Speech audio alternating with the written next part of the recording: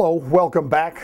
It's becoming a regular thing, but just really, I think people need to say this and get it out in the open.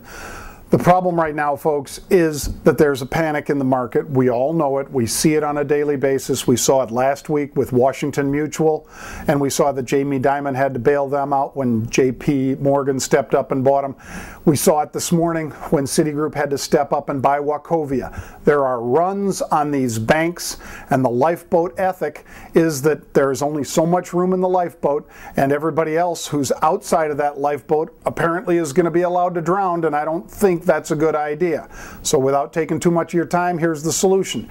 You move up SIPC, that's Security Investor Protection Corp. You move up that coverage to triple what it is now.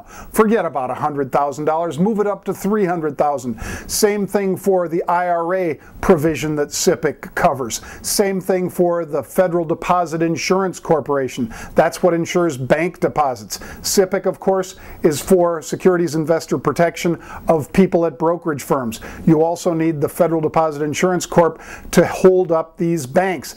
Otherwise, you're going to keep having runs on these banks. I've got 4 of them on my screen right now. I don't want to disclose what those banks are, but they're in deep trouble based on the activity that we see. If anybody in the media actually went public with these on television, these banks would be out of business like that. And it's ludicrous. They have plenty of capital.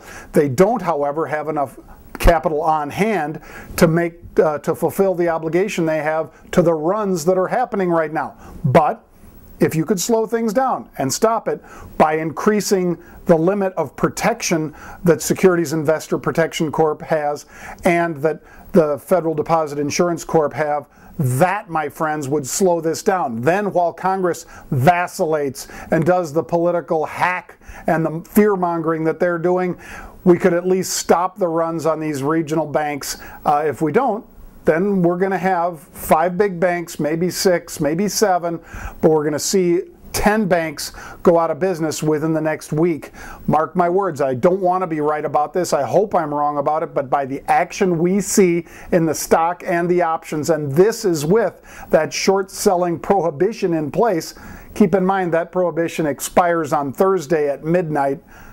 I don't want to wait till then, folks. I think we need to act on this now. I'm Dr. J from Optionmonster.com.